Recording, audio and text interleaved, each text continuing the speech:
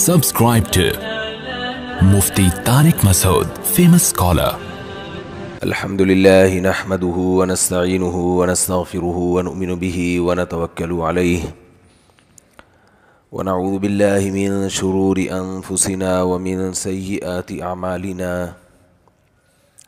من يهده الله فلا مضل له. اس کو کیا ہو گیا؟ من يهده الله فلا مضل له ومن يضلل فلا هادي له. ونشهد أن لا إله إلا الله وحده لا شريك له ونشهد أن محمدًا عبده ورسوله صلى الله تعالى عليه وعلى آله وأصحابه وبارك وسلم تسليمًا كثيرًا كثيرًا. أما بعد فأعوذ بالله من الشيطان الرجيم. بسم الله الرحمن الرحيم. سابقوا إلى مغفرة من ربكم وجنة عرضها كعرض السماء والأرض. وقال تعالى وسارعوا إلى مغفرة من ربكم وجنة عرضها السماوات والأرض أعدت للمتقين الذين ينفقون في السراء والضراء والكاظمين الغيظ والعافين عن الناس والله يحب المحسنين.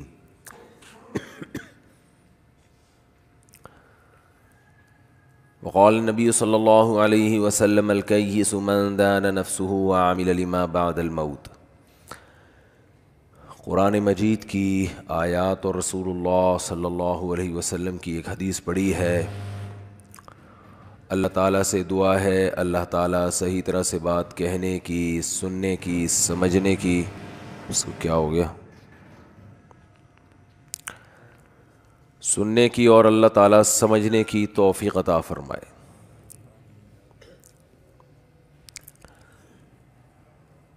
یہ جو میں نے قرآن مجید کی آیات تلاوت کی ہیں، میں اپنے بیانات میں میرا خیال ہے کوئی درجنوں بار اس آیت پر بیان کر چکا ہوں، درجنوں بار. لیکن یہ آیت اتنی جامع ہے. تو یہ جو آیت ہے اس میں اصل میں قرآن مجید کی جو روح ہے نا، جو قرآن آپ کو بنانا چاہتا ہے، جو ہم چاہتے نہیں ہیں کہ ہم وہ بنیں، ہم جزیات پہ آتے ہیں. جزیات کا مطلب یہ ہے کہ چند شریعت کے احکام ہیں جن کو ہم فالو کرنے میں سمجھتے ہیں کہ ٹھیک ہے، اندر سے چینج ہونے کی کوشش نہیں کر رہے کہ مزاج کیا ہے اسلام کا، اسلام آپ کو بنانا کیا چاہتا ہے. دیکھیں اس کی ایک مثال ہے. آپ کے ابو آپ کو ڈاکٹر بنانا چاہتے تھے کہ آپ پراپر ڈاکٹر بنیں گے، MBBS کی ڈگری ہوگی آپ کے پاس، پھر آپ کا ایک کلینک ہوگا، پھر ہاسپٹل میں آپ جائیں گے اور کلینک بھی شام کو چلائیں گے، پھر یہ ہوگا، پھر لوگ مجھے کہیں گے ڈاکٹر کا باپ ہے. یہ کیا ہے؟ ڈاکٹر کا باپ ہے. یہ صرف ڈاکٹر نہیں ہے بلکہ ڈاکٹر کا بھی باپ ہے. یہ تو آپ نے کیا کیا؟ آپ نے جزیات میں پڑ گئے. آپ نے کہا میرے ابا مجھے ڈاکٹر بنانا چاہتے ہیں. تو ڈاکٹر لوگ یہ کرتے ہیں کہ وہ میڈیکل سائنس کی کتابیں پڑھتے ہیں. تو جو سلیبس ہے وہ میں گھر میں لا کے پڑھنا شروع کر دیتا ہوں. میڈیکل سائنس کا انٹرنیٹ پہ کلاسز لے لیتا ہوں. اور ابا کی خدمت تھی انسانیت، ابا کا ویژن تھا انسانیت کی خدمت بھی. اس یعنی ڈاکٹر بننے کا مطلب تو یہ بھی تھا نا کہ جب موقع ہوگا علاج بھی کروں گا، تو میں ویسے ہی کر دیتا ہوں. مثال کے طور پر کوئی پیشنٹ آیا، آپ کو پتہ ہے اس کو کھانسی ہے، نزلہ ہے، زکام ہے اور کوئی بیماری نہیں. ڈاکٹر کو فون کیا اس کو کیا دوں؟ ڈاکٹر نے کہا بھائی کوئی اینٹی الرجی کھلا دے اس کو. تو مقصد تو حاصل ہو گیا نا. بھائی ڈاکٹر سے پوچھ کے بتاؤ یا خود ہی بتا دو. تو اس سے کیا پتہ چلتا ہے کہ آپ نے جو ڈاکٹر کی جو جزیات ہیں نا، کچھ کام ڈاکٹروں والے وہ تو کر لیے، لیکن پراپر ڈاکٹر بولو نا کیا ہو گیا؟ نہیں بنے. یہ بہت اہم پوائنٹ کی بات کر رہا ہوں، اللہ کرے یہ اتر جائے. کہاں اتر جائے؟ کھوپڑی میں. یار یہ تو اتنے الفاظ استعمال کرتے کرتے سمجھا دیا، اب تو وہ ذہن میں بیٹھ جانا چاہیے نا، دماغ میں نہیں بلکہ کھوپڑی میں. کھوپڑی میں اس لیے کہتا ہوں کہ دماغ جو ہے نا یہ کھوپڑی کے اندر بند ہے, اور یہ کھوپڑی جو ہمارا خول ہے یہ بہت مضبوط ہے, ایسے جیسے لوہا.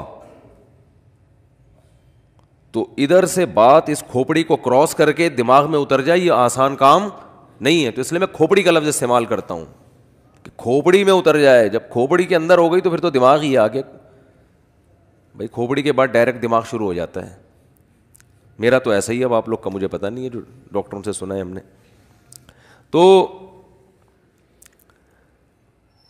تو آپ نے کیا کیا, یہ مثال میں سمجھانا دینا چاہ رہا ہوں کہ اسلام جو ہمیں بنانا چاہتا ہے وہ نہیں ہم بن رہے. جیسے ابا بنانا چاہتے تھے پراپر ڈاکٹر, آپ نے کیا کیا, میڈیکل سائنس کی کچھ کتابیں پڑھ لیں کہ یار میرے ابا کی خواہش ہے ڈاکٹر بنوں, یعنی ان کو گویا میڈیکل سائنس سے دلچسپی ہے, چلو تھوڑی 4 کتابیں پڑھ لیں, کچھ پیشنٹ کا علاج کر لیا تاکہ میں دیکھنے میں کیا لگوں, ڈاکٹر سا لگوں میں دیکھنے, تو ابا کی خواہش پوری ہو جائے گی. ابا کی خواہش پوری نہیں ہوگی بلکہ ابا کے پیسے ضائع ہو جائیں گے. جو ابا نے ساری محنت کی تھی نا وہ برباد ہو جائے گی. ابا نے آپ کو امریکہ بھیجا پڑھنے کے لیے, رشیا بھیجا, آپ وہاں بیٹھ کے باقاعدہ پراپر کلاسیں نہیں لے رہے, ایک ڈگری جو ملے گی جس کے بعد آپ ڈاکٹر کہلائیں گے, آپ آفیسر رینک کے بن جائیں, آپ کا یعنی ایک آفیسر کے اس لیول پہ آ جائیں گے. ان تمام چیزوں کو آپ فوکس نہیں کر رہے, آپ چند جزیات کو پکڑ کے بیٹھ گئے ہو.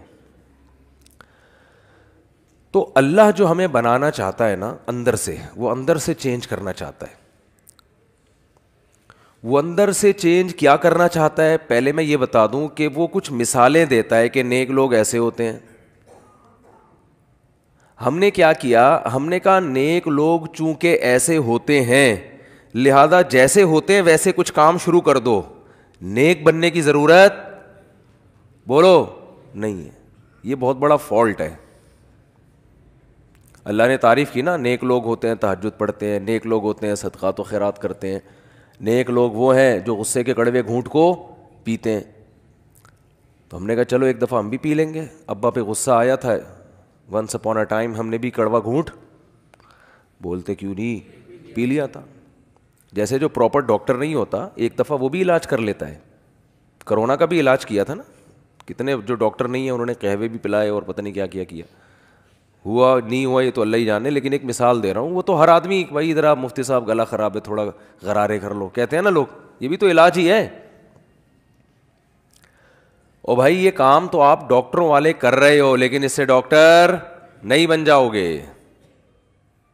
بعض لوگ حکیموں والے کام کر رہے ہوتے ہیں, بھائی ادرک کا پانی اور شہد ملا کے پیا کرو, اس سے گلا کیا ہو جاتا ہے, کھل جاتا ہے. ابھی میں نے ادرک کا پانی نکال کے رکھ کے آیا ہوں, پینے کا ٹائم نہیں ملا مجھے, پئیں گے نماز کے بعد. واقعی کھلتا ہے گلا اس سے, شہد ملا کے اپنی ذمہ داری پہ.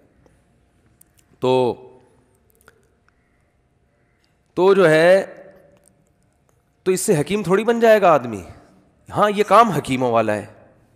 یہ کام کیا ہے, حکیموں والا, کہ اس کو یہ بتا دو, اس کو یہ بتا دو, اس کو ٹوٹکا بتا دو, اس کو نسخہ بتا دو, اس کو وزن کم کرنے کا طریقہ بتا دو, اس کو وزن بڑھانے کا طریقہ بتا دو. لیکن اس سے آدمی حکیم نہیں بن جاتا.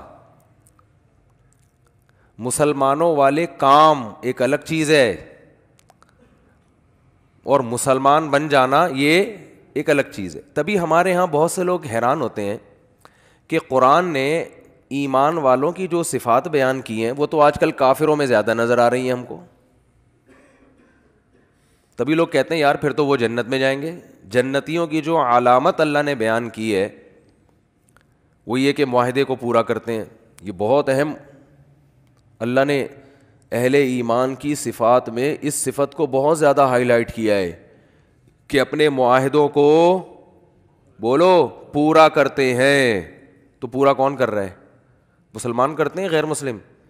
ریشو غیر مسلموں میں کم از کم پاکستانیوں سے تو زیادہ ہے. میں نہیں کہہ رہا ساری دنیا کے مسلمان, پاکستانیوں سے تو زیادہ ہے. پاکستانی خود پاکستانی کے ساتھ تجارت نہیں کرنا چاہتا, اس کو پتہ ہے ٹوپیاں کرائے گا. یہ گوروں کے ساتھ کر لو آپ, ٹوپیاں نہیں کرائیں گے. ہمارا بھی کبھی معاملہ یہاں ہوتا ہے تو گڑبڑ ہوتی ہے, ادھر ہوتا ہے تو گڑبڑ نہیں ہوتی. تو قرآن تو بیان کر رہا ہے. اور اچھا آگے چلیں, حدیث میں آتا ہے ایک صحابی نے پوچھا یا رسول اللہ مسلمان سے فلاں گناہ ہو سکتا ہے؟ فرمایا ہاں, کبھی خواہشات کا غلبہ ہوتا ہے, فلاں گناہ ہو سکتا ہے. میں گناہ کا نام اس لیے نہیں لوں گا کہ لوگ پھر ان حدیثوں کا غلط مطلب سمجھتے ہیں. لوگ سمجھتے ہیں کہ یہ گناہ بھی کر لو تو کچھ نہیں ہوتا, حالانکہ یہ ایک مثال سے سمجھایا جا رہا ہے. انہوں نے دوسرے نمبر پہ پوچھا یا رسول اللہ فلاں گناہ ہو سکتا ہے؟ فرمایا ہاں وہ بھی ہو سکتا ہے. کبھی انسان ہے توبہ کر لیتا ہے, روکتا ہے انسان اپنے آپ کو, لیکن ممکن ہے, ممکنات میں سے ہے. فلاں گناہ ہو سکتا ہے؟ فرمایا ہاں وہ فلاں بھی ہو سکتا ہے. صحابی نے پوچھا یا رسول اللہ مسلمان جھوٹ بول سکتا ہے کبھی؟ فرمایا نہیں, یہ نہیں ہو سکتا. آپ صلی اللہ علیہ وسلم نے فرمایا فلاں گناہ بھی ہو سکتا ہے, فلاں بھی ہو سکتا ہے, فلاں بھی ہو سکتا ہے, پاسبل ہے, لیکن مسلمان جھوٹ. جب صحابی نے پوچھا اچھا جھوٹ بھی بول سکتا ہے, ان کا خیال تھا جب اتنے بڑے بڑے گناہ ممکن ہیں کہ فلاں بھی ہو جائے, فلاں بھی ہو جائے, اتنے بڑے بڑے جرائم بھی ہو سکتے ہیں, تو جھوٹ تو اتنی بڑی چیز نہیں ہے. چوتھے نمبر پہ صحابی نے پوچھا جھوٹ بول سکتا ہے؟ فرمایا نہ, یہ نہیں ہو سکتا. جھوٹ بول دے, وہ غلط بیانی کر دے, یہ کیسے ہو سکتا ہے؟ تو اصل میں وہ جو پچھلے 3 گناہوں کا تذکرہ کیا نا, وہ اس لیے نہیں کہ وہ گناہ چھوٹے ہیں یا وہ کر لینے چاہیے, وہ چوتھے گناہ کو بتانے کے لیے کہ یہ ان سے بڑھ کر ہے. تو سب سے بڑا جرم ہے جھوٹ بولنا, یہ بتانا چاہ رہے تھے آپ صلی اللہ علیہ وسلم کہ زنا سے بھی بڑھ کر ہے, چوری سے بھی بڑھ کر ہے, اتنا بڑا جرم ہے یہ. لیکن عجیب بات ہے, کافر زنا کرتے ہیں, چوریوں کا ریشو بھی ان کے ہاں بہت ہے. اگر تھوڑا سا قانون کا ہاتھ ہلکا ہو جائے نا تو چوریاں بھی ہوتی ہیں. لیکن لوگ کہتے ہیں کہ جھوٹ نہیں بولتے, اور ہمارے ہاں سارا دن کیا کرتے ہیں. میں لوگ اس لیے کہ بتا رہا ہوں کہ بہت سی چیزیں ہم لوگوں سے سن کے آگے بتاتے ہیں, لیکن پھر وہ غلط ثابت ہوتی ہیں. کسی بھی قوم کے بارے میں تبصرہ کرنے کے لیے ضروری ہے کہ جب تک انسان اس قوم کے گھروں میں جا کے نہ رہے نا. بعض لوگ کسی معاملے میں ایک نمبر ہوتے ہیں کیونکہ ان کا کلچر بن چکا ہوتا ہے, ان کے ہاں قانون ایسا ہوتا ہے. لیکن جب آپ کسی قوم کے ساتھ گھروں میں جا کے رہتے ہو تو پتہ چلتا ہے کہ یہ جھوٹ بولتے ہیں کہ نہیں بولتے. تو وہ ایسے نہیں پتہ چل جاتا. بعض دفعہ کاروبار میں انسان ایک نمبری اس لیے بھی کرتا ہے کہ میرا کاروبار چلے. وہ اس لیے نہیں کر رہا ہوتا کہ میں بہت نیک ہوں, میں جھوٹ نہیں بولوں گا. وہ اس لیے کہ اس کو پتہ, ہوشیار ہوتا ہے, وہ وقتی نفع کو نہیں دیکھتا. کہتا ہے یار ابھی سچ بول کے تھوڑا پروفٹ آئے گا, لیکن جب کسٹمر کو یقین ہو جائے گا کہ میں سچا ہوں تو سارا پروفٹ مجھے ہی دے گا. یہ تو عین ممکن ہے گورے اس لیے سچ بولتے ہو کہ ان کو بزنس کرنا آتا ہے, اور ہمارے یہاں بزنس کرنا لوگوں کو نہیں آتا. وہ کہہ رہے ٹوپی کرا کے ابھی جتنا نچوڑ سکتے ہو نچوڑ لو, پھر بات کی اللہ توکل, کل اللہ کھلائے گا. تو یہ غلط موقع پہ توکل ہو رہا ہے.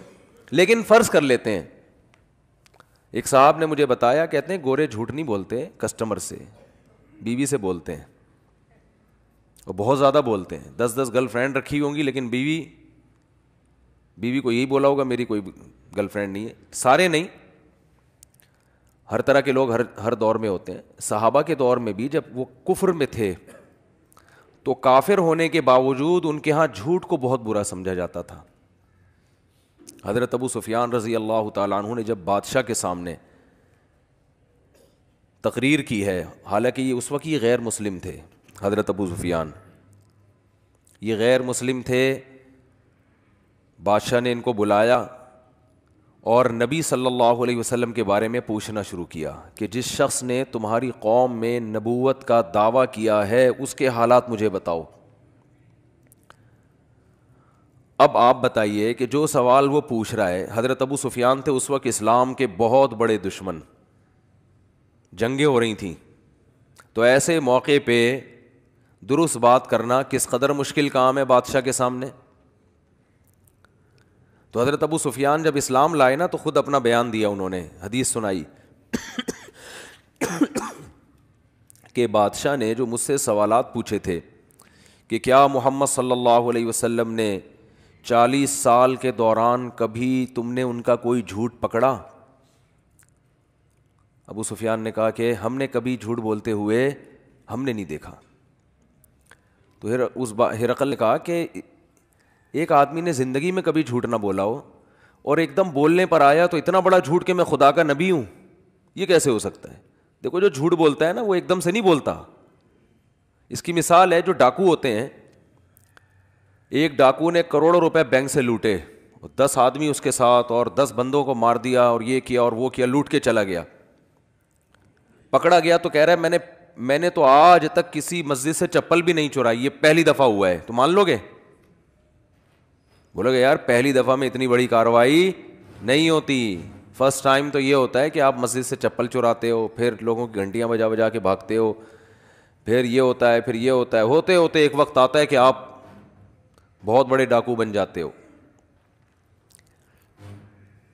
تو ابو سفیان رضی اللہ عنہ بادشاہ کے سامنے کیا کہہ رہے ہیں؟ سچ. بادشاہ نے پوچھا کہ انہوں نے ان سے جب تمہاری جنگیں ہوئی ہیں تو کبھی ایگریمنٹ کی خلاف ورزی کی ہے؟ انہوں نے معاہدہ توڑا ہے, جنگ کا معاہدہ؟ ابو سفیان کہتے ہیں میں نے کہا نہیں, کبھی بھی معاہدہ نہیں توڑا. ہاں ابھی ہمارے اور ان کے درمیان ایک معاہدہ چل رہا ہے, اس کا مجھے نہیں پتا. یعنی ان کو ایک تھوڑا سا موقع مل گیا کہ ابھی آزمائش باقی ہے. تو حضرت ابو سفیان فرماتے ہیں کہ جب مجھ سے بادشاہ یہ سوال پوچھ رہا تھا, میرا دل چاہتا تھا کہ میں جھوٹ بولوں, میرا دل چاہتا تھا کہ میں, بولو نا بھائی, جھوٹ بولوں. لیکن مجھے خوف تھا کہ اگر میں نے جھوٹ بولا تو میری قوم کے لوگ جو میرے ساتھ تھے وہ بولیں گے عرب کا سردار ہو کے جھوٹ بولتا ہے, زبان خراب ہو جائے گی, اپنی قوم کا اعتماد ختم ہو جائے گا. گویا کہ میں اکیلا ہوتا تو شاید جھوٹ بول دیتا, بظاہر یہ مطلب نکلتا ہے, لیکن مجھے قوم کو جواب دینا ہوگا کہ قوم کہیں گے یار ہم نے آپ کو سردار بنایا ہوا ہے اور آپ ادھر آ کے کیا کر رہے ہو, جھوٹ بول رہے ہو. دیکھو یہ وہ قوم تھی جس میں اللہ نے پیغمبر کو بھیجا ہے, اسی قوم کو صحیح کیا اللہ نے. حضرت ابو سفیان بھی مسلمان ہوئے اور اسلام سے اتنی دشمنی تھی ان کو, اسلام لانے سے پہلے اتنا نقصان پہنچایا, مگر اسلام لاتے ہی نبی نے ایسا پروٹوکول دیا اب حضرت ابو سفیان کو کہ جو ابو سفیان کے گھر میں داخل ہو گیا اس کو پناہ ہے. کیوں؟ اندر سے ٹھیک ہیں. کیا کہہ رہے ہیں یار, بہت مشکل ہو گیا آج کل باتوں کو سمجھانا. اندر سے کیا ہے؟ ٹھیک ہے, ان کو پتہ ہے, سچ کو صحیح سمجھتے ہیں, منافقت نہیں ہے. اگر دشمن ہیں اسلام کے تو کھل کے دشمن, دوست ہیں تو کھل کے دوست ہیں, 2 نمبری نہیں ہے. اللہ نے حضرت موسیٰ کو بنی اسرائیل میں بھیجا کیونکہ حضرت موسیٰ آخری نبی نہیں تھے. بنی اسرائیل پہ کتنی محنت کی, مگر کیا ہے ان کا رویہ؟ 2 نمبری والا. جہاں مفاد نظر آتے وہاں چلے جاتے. جس قوم کی زبان ایک نہ ہو, جس قوم کے معاہدے ایک نہ ہو, معاہدے توڑتی ہو, اس قوم میں اللہ آخری نبی کو نہیں بھیج سکتے تھے کہ بھئی اس قوم کو تو میں نے قائد بنانا ہے. 2 نمبر قوم جو جھوٹ بولتی ہو, جو بات بات پہ پیندرا بدلتی ہو, اس کو تھوڑی قیادت ملے گی. تو نبی صلی اللہ, حضرت ابو سفیان رضی اللہ تعالیٰ عنہ فرماتے ہیں کہ مجھے ڈر تھا کہ میں اگر, مجھے یہ جملہ اتنا اچھا لگتا ہے نا, بار بار دہرانے میں مزہ آتا ہے, کہ میں نے اگر جھوٹ بولا, وہ کتنی باتیں نبی کے بارے میں پوچھے جا رہے ہیں. اس نے کہا کہ ان کی باپ دادا میں کوئی بادشاہ گزرا ہے؟ کہا نہیں. اس نے کہا اگر بادشاہ گزرا ہوتا تو میرے ذہن میں آتا کہ اولاد کو بھی سیاست کا شوق ہوتا ہے نا. ابا وزیر اعظم گزرے, صدر گزرے, تو بیٹے کا بھی دل چاہتا ہے یار کچھ کرسی ہمارے پاس بھی ہے. تو ان کے تو صدیوں تک کوئی بادشاہ گزرا ہی نہیں ہے, تو ایک دم سے ان کو کیسے خیال آ گیا؟ کہا اچھا جو جنگیں ہوتی ہیں ان میں فتح کس کو ہوتی ہے؟ کہا کبھی ان کو کبھی ہمیں, دونوں طرف معاملہ چلتا ہے. تو ایک ایک چیز کا جواب کیا دے رہے ہیں؟ صحیح, کیونکہ کافر ہیں لیکن ڈر ہے کہ میری سرداری چلی جائے گی. لوگ بولیں گے قریشی ہاشمی ہو کے, ہمارا سردار ہو کے, دشمنی اپنی جگہ ہے لیکن جھوٹ تو نہ بولو. تو قرآن نے اہل ایمان کی صفت بیان کی ہے, اور نبی صلی اللہ علیہ وسلم نے فرمایا فلاں گناہ بھی ہو سکتا ہے, فلاں بھی ہو سکتا ہے, لیکن مسلمان جھوٹ نہیں بول سکتا, جھوٹ نہیں بول سکتا. تو آپ کہہ سکتے ہیں کہ یار آج تو سارا دن ہم جھوٹ بولتے ہیں اور گورے جھوٹ نہیں بولتے. آپ کہہ سکتے ہیں. یہ تو ایک صاحب نے مجھے کہا اگر صفائی نصف ایمان ہے تو گورے تو ویسے ہی جنت میں چلے جائیں گے آدھے آدھے. کیونکہ ہمارے یہاں دیکھ لو, ابھی گٹر میں نے بنوایا ابھی تھوڑے دن پہلے, جو گورنمنٹ کی ذمہ داری ہے وہ ہم کر رہے ہیں. اور جیسے ہی ہم نے وہ کیا ہے تو اوپر سے چاول کا شاپر آیا, نیچے گرا ہوا ہے, پتہ نہیں کس نے پھینکا, کہاں سے آیا, مریخ سے تو آ نہیں سکتا, ظاہر ہے اسی زمین کا ہوگا نا. دن رات صفائی کرتے رہو گھر کے باہر, کوئی آئے گا بولے گا مولوی صاحب کا گھر دیکھو کیا گند, صفائی پر بیانات کرتے ہیں اور گھر کے باہر دیکھو گند کتنا پڑا ہوا ہے. تو اس کا بھی کچھ کرنا ہے, بہت سخت ایکشن لینا. اب یہ تمیز سے لوگ سدھرتے نہیں ہیں, شرافت کا زمانہ نہیں ہے. شاپر کبھی پڑا ہوگا چاولوں کا, کون رکھ کے جا رہا ہے, کیا ہو رہا ہے, کبھی پیمپر پڑا ہوا ہوگا. ماسیاں گھروں میں جو کام کرتی ہیں, لوگ ان کو کہتے ہیں نا کہ کچرا پھینک کر آؤ, تو وہ دیکھتے ہیں کہ جو کارنر کا, میرا گھر کارنر کے ساتھ ہی ہے تقریباً, تو وہ کیا کرتی ہے کہ بھائی دیکھا دائیں بائیں کوئی دیکھ تو نہیں رہا, وہاں کچرا رکھ کے, ان کو روڈ پار کرنا مشکل لگ رہا ہے. اور ویسے بھی روڈ پار کے باہر کون سی کچرے کی جگہ ہے, وہ بھی تو لوگوں نے خود بنائی ہوئی ہے, وہ کوئی کچرا کنڈی تھوڑی ہے. کچرا کنڈی کی ڈیفینیشن کراچی میں یہ ہے کہ جہاں 2 شاپر نظر آ جائیں, 2 پیمپر, تو یہ کچرا کنڈی ہے بس, تیسرا خود لا کے ثواب ہے وہاں پہ رکھنا. حقیقت ہے. کچرا کنڈی کی ڈیفینیشن کیا ہے کہ جہاں 2 پیمپر, یہ تو اس کا بنیادی رکن ہے. ایک پیمپر ہو تو شبہ ہوتا ہے کہ کسی نے ویسے ہی رکھ دیا ہے, غلط کیا ہے, لیکن اگر 2 پیمپر اکٹھے ہو گئے وہاں پہ, اٹ از کالڈ کچرا کنڈی. پھر 25-30 ویسے ہی ہو جائیں گے, پھر پورا ڈھیر ویسے ہی بن جائے گا. جیسے بدعتیوں کے ہاں کوئی بھی قبر بنا دو نا اونچی کر کے, ایک جھنڈا لگا دو, تو اب اندر کون ہے کیا ہے اس سے غرض نہیں ہے. ایک صاحب نے مجھے یہاں تک بتایا ایک مزار ہے جس میں گدھا دفن ہے, اور ایک مجاور بیٹھا وہاں پہ ایک جھنڈے لگا کے, اور دنا دن قوالیاں چل رہی ہیں, اور کسی کو نہیں پتا بھائی یہ کوئی دامت برکاتہم نہیں ہے, یہ گدھا دفن ہے یہاں پہ. وہ گدھا بھی بولتا ہوگا یار اتنا پروٹوکول مجھے زندگی میں نہیں ملا. حقیقت ہے. تو میں نے اس سے کہا, میرا دل چاہ رہا تھا میں اس سے کہوں کہ اندر گدھا دفن ہو یا نہ ہو, باہر جتنے ہیں وہ سارے گدھے ہیں, اس میں کوئی شبہ نہیں ہے. وہ تو بیچارہ فزیکلی گدھا تھا نا, اور یہ روحانی گدھے ہیں جو مزاروں پہ بیٹھ کے یہ حرکتیں کر رہے ہیں. ان المساجد للہ, مسجدیں ہیں اللہ کے لیے. فلا تدعوا مع اللہ احدا, اللہ نے فرمایا یہاں کہ اللہ کو پکارو, اور یہاں بھی اللہ کے علاوہ کسی اور کو نہیں پکارو, صرف یا اللہ مدد مسجد میں, یہاں بھی کسی اور کو نہیں پکارو, یہ میرا گھر ہے میرا. ہمارے نبی بھی آئیں گے تو اللہ کو پکاریں گے. اللہ نے قرآن میں کیا فرمایا, ما کان لبشر, کسی بشر کے یہ میں کوئی یہ مجال نہیں ہے, ان یؤتیہ اللہ الکتاب والحکمہ, اللہ اسے کتاب بھی دے, حکمت بھی سکھائے, نبوت بھی دے, ثم یقول للناس کونوا عبادا لی, پھر وہ لوگوں کو اپنی طرف کھینچنا شروع کر دے. فرمایا نا نا نا نا نا, یہ اللہ نے عیسائیوں کو کہا کہ عیسیٰ علیہ السلام کو مت پکارو, یہ عیسیٰ کی تعلیمات نہیں ہے. فرمایا ہر پیغمبر کی تعلیمات یہ ہے کہ کس کی عبادت ہوگی, اللہ کی. آپ کہتے ہیں ہم پکارتے ہیں, عبادت تھوڑی کر رہے ہیں, تو عبادت پکار ہی کو کہتے ہیں. عبادت کا جو مغز ہے نا وہ تو پکارنا ہے, دعا ہے. دنیا میں جتنی عبادتیں ہوتی ہیں بھگوانوں سے مانگا جاتا ہے, اٹ از کالڈ عبادت, اس کو عبادت اور ورشپ کہا جاتا ہے. ہندو جب مندر میں جاتا ہے نا عبادت کرنا ہے تو کیا ہوتا ہے, بھگوان سے مانگ رہا ہوتا ہے وہ, ورنہ وہ بھی کہہ سکتا ہے میں مانگ رہا ہوں, میں عبادت تھوڑی کر رہا ہوں, میں تو بھگوان سے یوں کہہ رہا ہوں کہ یہ میرا کام کر دو, یہ میرا کام کر دو, تو یہی تو عبادت ہے. اچھا خیر, تو میں یہ عرض کر رہا تھا کہ میں یہ کہہ رہا تھا کہ دیکھو اللہ نے مسلمانوں کی علامتیں بیان کی ہیں, جن میں ایک بہت بڑی علامت ایگریمنٹ کی خلاف ورزی, بولو نہیں, معاہدے نہیں توڑتے. صحابہ کے واقعات ہیں, ہمارے نبی کے واقعات ہیں, کیسے کیسے اپنی زبان کو پورا کیا. صلح حدیبیہ میں دیکھ لیں آپ, معاہدہ ہوا, سارے ان کی مرضی کے معاہدے ہو گئے, لیکن جب ہو گئے تو ہو گئے. ایک معاہدہ یہ ہوا کہ ادھر سے جو مسلمان ہو کر ادھر آئے گا آپ اس کو واپس حوالے کر دیں گے غیر مسلموں کے, آپ اس کو پناہ نہیں دیں گے. اب یہ بظاہر یہ تو بہت مسلمانوں کے خلاف معاہدہ ہے, لیکن آپ صلی اللہ علیہ وسلم نے کیا کہ چلو کوئی بات نہیں, ابھی ان لوگوں کو بچاؤ, جنگ بندی کرو کسی طرح سے, جو ہوگا اپنی ذمہ داری پر ہو مسلمان. اس سے ہمیں یہ بھی پتہ چلتا ہے نبی صلی اللہ علیہ وسلم نے کتنی بصیرت سے کام لیا ہے. ہمارے ہاں ہر کام جذبات سے کرنا چاہتے ہیں, بس ایک دن میں سب کچھ ہو جائے, ایسا نہیں ہوتا بھائی. آپ صلی اللہ علیہ وسلم چاہتے تھے کہ جنگ کیا ہو, بولو نا, بند ہو, جنگ نہ ہو, ہمیں موقع ملے کچھ دعوت کا, اور دوسرے قبیلوں سے جنگ کا موقع ملے جنہوں نے ہمیں تنگ کر کے رکھا ہوا ہے. تو اگر یہ نہیں مان رہے, معاہدے پہ آمادہ نہیں ہے, تو کوئی بات نہیں, ان کی شرطوں پہ مان لو, اس میں نقصان کم ہے, اور اگر معاہدہ نہیں ہوا تو نقصان زیادہ ہے.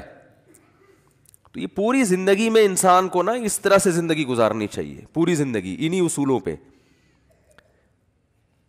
فقہ کا قاعدہ ہے یتحمل الضرر الخفی لاجل دفع الضرر الجلی, ہمیشہ بڑے نقصان سے بچنے کے لیے چھوٹا نقصان برداشت کیا جائے گا. اب جب ایسی پالیسی بناتے ہیں لوگ, تو لوگ کہتے ہیں یار اس میں تو نقصان ہے, اور یہ نہیں دیکھ رہے ہوتے کہ نہیں کرو گے تو بڑا نقصان ہے, لیکن نہیں, بس اس کو دیکھ رہے ہوتے ہیں یہ تو نقصان ہے, یہ تو نقصان ہے, یہ تو یہ کیا ہو رہا ہے, یہ کیا ہو رہا ہے. تو بھائی یہ نہیں ہوتا تو یہ ہوتا.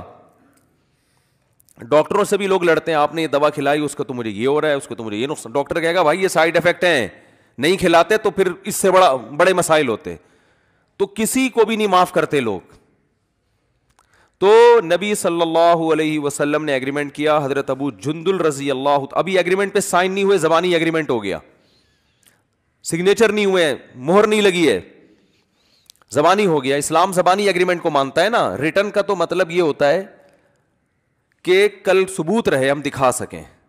اصل تو کیا ہے, نکاح بھی زبان سے ہوتا ہے. تبھی جیسے میں نکاح پڑھاتا ہوں نا, حالانکہ نکاح نامہ بھی بنا نہیں ہوتا, تو دولہا ٹینشن میں ہوتا ہے, مفتی صاحب تو نکاح پڑھا کے نکل لیے, اور خالی کاغذ پہ مفتی صاحب نے دستخط کر دیے, یہ کیا ہو گیا. تو تسلی رکھیں, جب زبانی نکاح ہو گیا تو نکاح ہو گیا. وہ تو پھر بندہ رکھا ہوا ہے ہم نے, وہ آپ سے سائن لے لے گا. میرے سائن وہ پہلے لے چکا ہوتا ہے کوئی, اب بیوی رجسٹر کروانی ہے آپ کے نام, بس یہ رہ گیا. مالک آپ بن گئے, ڈیلیوری بھی ہو جائے گی انشاءاللہ, رجسٹریشن رہ گئی ہے, وہ ڈاکومنٹ میں چلتی رہے گی, اتنا ٹینشن لینے کا نہیں ہے. اور اگر آپ کہیں نہیں, بیگم کا ارادہ بدل گیا, یار ابھی کاغذ میں تو ہوا نہیں تھا, ڈاکومنٹ جیسے گاڑی کوئی بیچتا ہے نا, اور ڈاکومنٹ ابھی دیے نہیں اور پیسے لے کے بھاگ گیا, تو آپ کو یہ خطرہ ہو کہ یار مفتی صاحب تو نکاح پڑھا کے نکل لیے, ڈاکومنٹ تو بنے نہیں, اگر لڑکی والے کل مکر گئے تو پہلی بات آپ کا کون سا پیسہ خرچ ہوا ہے اس کے اوپر.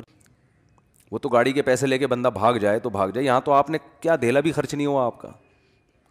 دوسری بات یہ ہے کہ ہم بیٹھے ہوئے ہیں بطور گواہ کے, جہاں بلائیں گے ہم گواہی دیں گے, بھائی اس کا نکاح ہم نے خود پڑھایا ہے, تو گواہوں کو بھی تو اسلام بھی مانتا ہے, حکومت بھی مانتی ہے, تو اس لیے زیادہ ٹینشن لینے کی ضرورت نہیں ہے. تو ہم بتا دیں گے بھائی ایسا نہیں ہے. ممکن ہے آپ کہیں کہ وہ مفتیوں کے فتوے کو نہیں مانتے, تو جو مفتیوں کے فتوے کو نہیں مانتا نا, وہ ڈاکومنٹ لے کے بھی اس کا کوئی فائدہ نہیں ہے. وہ اگر بیوی آپ کے نام بھی ہو جائے گی تو کسی کام کی نہیں ہے, عدالت میں جب جائے وہ کینسل کروا سکتی ہے. وہ عدالت نے ماشاء اللہ حرام خوری کے جو دروازے کھول دیے ہیں نا, جنرل مشرف کے کہنے پر, عدالت کا شاید قصور نہیں ہے, جنرل مشرف نے گن پوائنٹ پہ یہ قانون بنایا ہے, تو عدالت تو پابند ہوتی ہے. لیکن ماشاء اللہ جو زنا کے اڈے کھل گئے ہیں ہماری عدالتوں میں, کوئی بھی عورت جائے, بیوی جائے, بولے مجھے نہیں رہنا میاں کے ساتھ, عدالت کہتی ہے یہ لو خلا کی ڈگری, جاؤ, تمہیں جو معشوق تمہارا جو عاشق ہے جاؤ اس سے جا کے شادی کرو, شوہر میں کوئی بھی خرابی نہ ہو, کچھ بھی نہ ہو, یہ چل رہا ہے.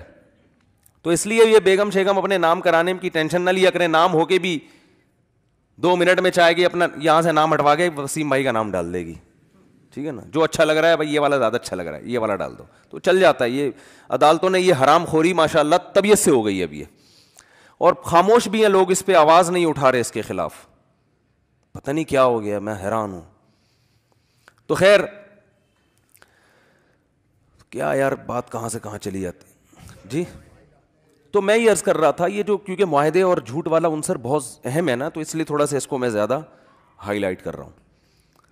تو نبی صلی اللہ علیہ وسلم نے معاہدہ کیا, ابھی اس پہ دستخط نہیں ہوئے ہیں,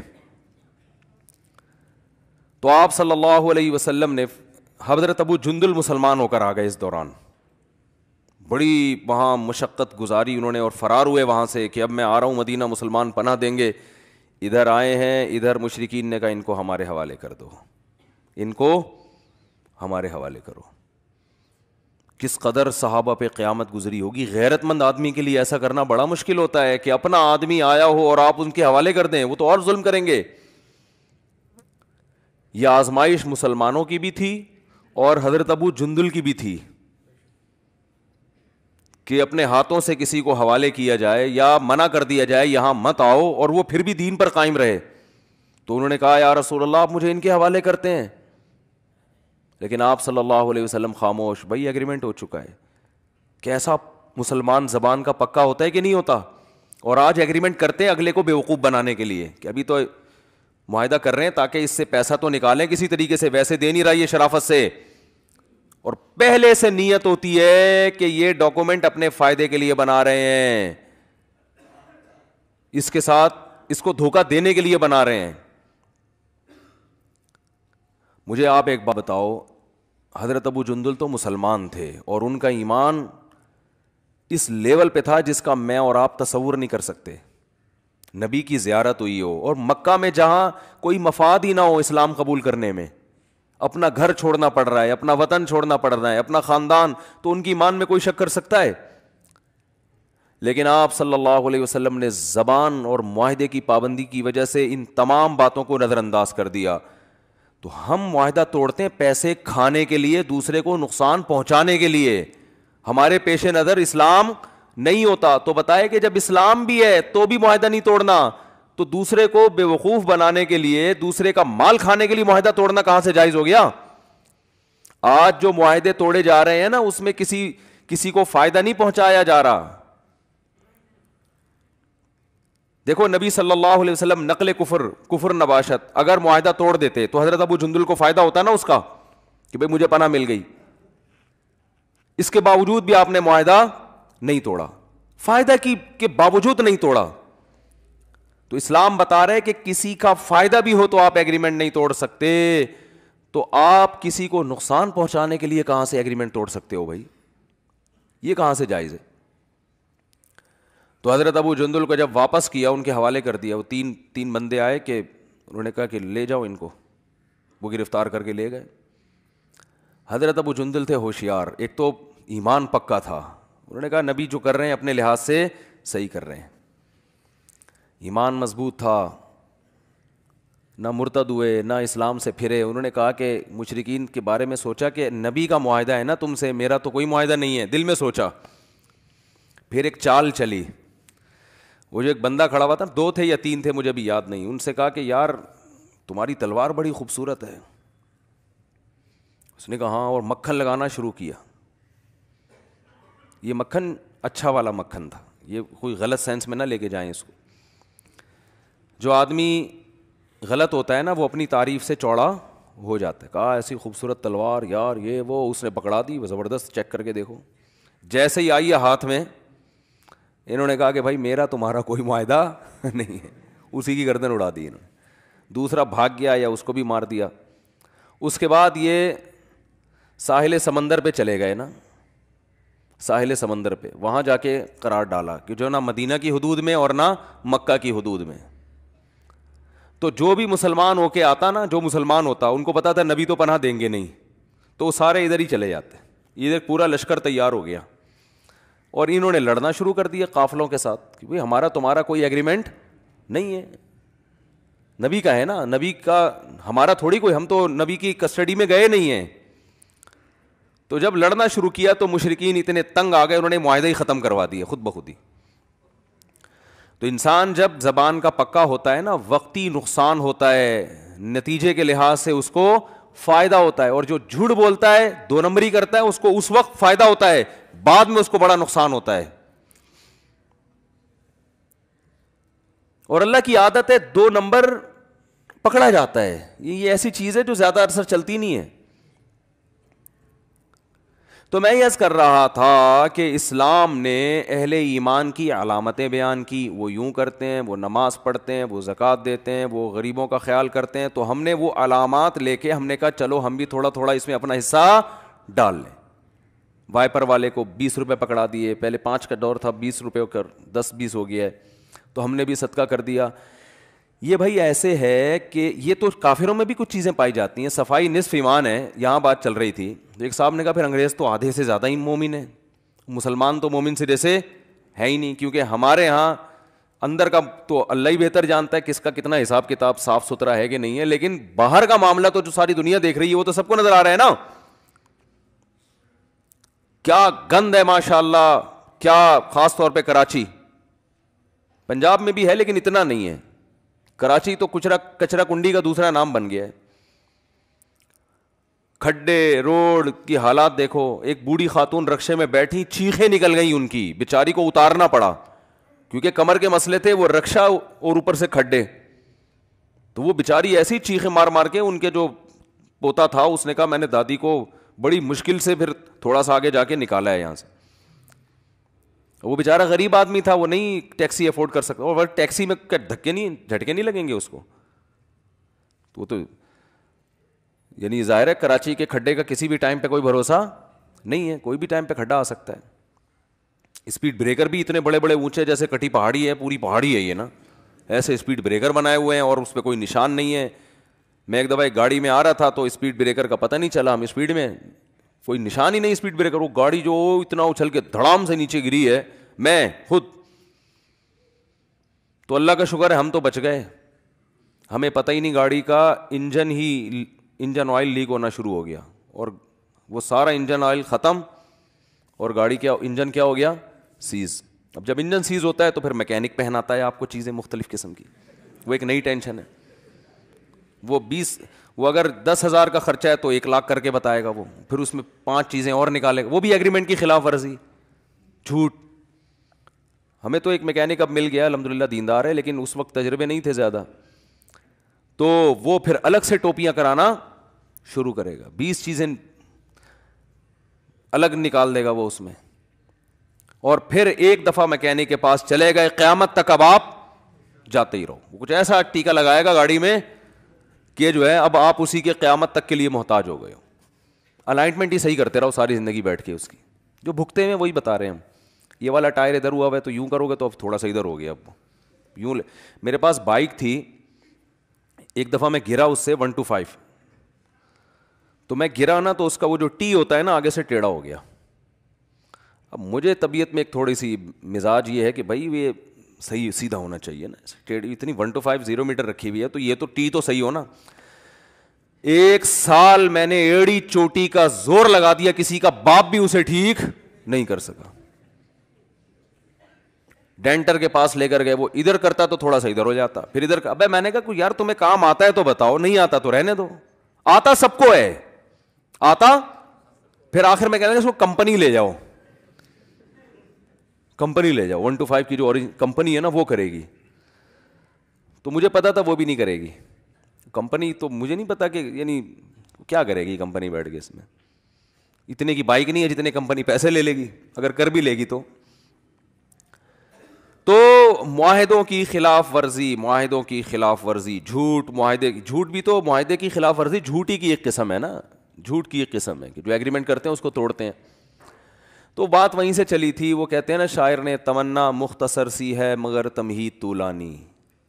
ہماری جو دعویٰ ہوتا ہے نا بیان میں وہ مختصر ہوتا ہے. اس دعوے کو کیونکہ کھوپڑی بہت ٹائٹ سخت اللہ نے بنائی ہے تو اس کھوپڑی میں اتارنے کے لیے ہتھوڑے کا استعمال بہت زیادہ کرنا پڑتا ہے. ایک مضبوط دیوار میں اتنی سی کیل ٹھوکی جاتی ہے 50-60 دفعہ ہتھوڑا مارا جاتا ہے. تو اس لیے وہ جو دعویٰ ہمارا مختصر ہوتا ہے، لیکن اس کو کھوپڑی میں اتارنے کے لیے جو ہم جو چوٹ مار رہے ہوتے ہیں نا وہ 1-1 سوا گھنٹے کی چوٹیں ہوتی ہیں. دعویٰ آخری 5 منٹ کا ہوتا ہے. تو گھبرانے کی بالکل ضرورت نہیں ہے کہ صاحب کہنا کیا چاہ رہے ہیں اور بولے کیا جا رہے ہیں. تو میں یہ عرض کر رہا تھا کہ ہم جزیات کو دیکھتے ہیں کہ بھائی یہ بھی کرتا ہے مسلمان، صفائی نصف ایمان ہے، چلو جمعے میں نہا کے جاؤ، کیونکہ صفائی کیا ہے بولو، پہلے چاول کا شاپر اوپر سے کھڑکی سے پھینکو نیچے باہر. یہ نہیں دیکھو کس کے گھر کے باہر جا کے گر رہا ہے، کیا ہو رہا ہے پڑوسیوں کے، تو یہ چھوڑو. جمعے میں کیا کرو، ڈیٹول سے نہاؤ. جمعے میں مسلمان، جمعے میں نہانا کیا ہے، سنت عمل ہے. ڈیٹول سے نہائیں گے آج ہم، سینیٹائزر سے نہائیں گے آج ہم، کورونا بھی پھیلا ہوا ہے ٹھیک ہے نا، کیونکہ نہانا کیا ہے سنت. اور ماشاءاللہ استنجا 1.25 گھنٹے کا استنجا، کیونکہ صفائی کیا ہے نصف ایمان ہے. میں نے دیکھا ہے وہمیوں کو، اور اب تو یہ وہم کا مرض اتنا ہے کہ ہر تیسرا چوتھا آدمی اسی طرف جا رہا ہے. وہ صفائی، وہ وہمی والی صفائی نا، واش روم میں بیٹھا ہوا ہے، لوٹوں کے لوٹے خالی کر دیے، بالٹیوں اس کا بخت کا معذرت کے ساتھ استنجا ہو, اتنی صفائی کا عادی ہے یہ. او بھائی تو 2 منٹ لگا یار, بس ہو گیا صاف, کافی ہے.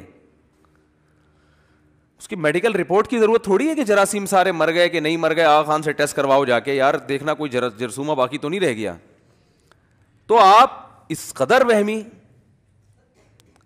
اور پھر وضو کے لیے دیکھو, صفائی چونکہ نصف ایمان ہے, تو اب وضو میں نلکا کھول کے بیٹھ جائیں گے اور ایسے رگڑائی ہو رہی ہے جیسے گاڑیوں کی رگڑائی ہوتی ہے نا, گاڑیاں جھلتی ہیں نا اس میں, سروس اسٹیشن پہ جو گاڑیاں دھلتی ہیں ان کی پوری لپائی پتائی, تو بیٹھ کے گھنٹوں پورا نلکا پورا فل کھولیں گے, رگڑ رگڑ رہے ایسا کر کے, رگڑے جا رہے ہیں کہ کہیں بال خشک نہ رہ جائے. بھائی آپ ایسے چلو میں پانی لو, یوں کرو, نلکا بند کر دو, ختم, 3 دفعہ پانی لو, ہو جاتا ہے, بس اتنی کافی ہے صفائی. باقی دوسری صفائی کو فوکس کرو بھائی, گھر کو صاف رکھو, گھر کے باہر کا ایریا صاف رکھو, کپڑوں کو صاف رکھو, خواتین کو سمجھاؤ کچن کو صاف رکھیں. ہمارے یہاں مشہور تھا پہلے, اب تو دادیاں نانیاں یہ باتیں بتایا کرتی تھیں کہ کسی خاتون کا رشتہ آیا ہو نا کسی گھر سے, تو جب اس کے گھر جا کے خاتون کو دیکھنا ہو کہ ان کی بیٹی سلیقے والی نہیں ہے یا نہیں ہے, تو 2 چیزیں دیکھو, ایک واش روم اور ایک کچن. 2 منٹ میں دودھ کا دودھ, پانی کا پانی, اچانک چھاپا مارو. کیونکہ ویسے آپ بتا کے جاؤ گے تو اس دن تو وہ تیزاب سے دھوئیں گے کچن کو کہ بھائی رشتے والے آ رہے ہیں, اور وہ زندگی میں پہلی اور آخری دفعہ دھلا ہوگا. بس چھاپا مارو اور دیکھو, جس لڑکی نے اپنے گھر سے سلیقہ نہیں سیکھا, کسی کا باپ بھی اس کو سلیقہ نہیں سکھا. یہ دماغ سے نکال دو کہ جب وہ آئے گی تو خود ہی سیکھ لے گی, یہ نہیں ہوتا. یا تو بالکل کم عمری میں شادی ہوئی ہو نا, وہ پھر ایک الگ بات ہے, یعنی بالغ ہو چکی ہو لیکن عمر کم ہو تو وہ پھر ایڈجسٹ ہو جاتی ہے. لیکن جو آج کل جن پکی عمروں میں شادیاں ہو رہی ہیں, اب اس کو سلیقہ سکھانا چھوڑ دو, اب نہیں ہو سکتا. اب بس اپنا کمرہ تھوڑا سا خود جھاڑو لگا کے صاف کر لیا کرو, کیونکہ جو یہ ماں باپ سکھاتے ہیں, باپ بھی نہیں, یہ ماں سکھاتی ہے, اس میں باپ کا بھی کردار نہیں ہوتا.